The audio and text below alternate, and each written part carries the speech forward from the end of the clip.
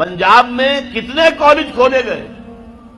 بھاولپور سے شروع ہو جائیں، S C college Bahawalpur, Emerson college Multan, H S N college اور Christian Forman F C college, پھر مرے کالج سیالکوٹ، پھر گولڈن کالج راولپنڈی، پھر ایڈورڈز کالج پشاور، اس سب میں قائم کیے، سندھ میں کوئی نہیں کیا۔ کیوں نہیں کیا؟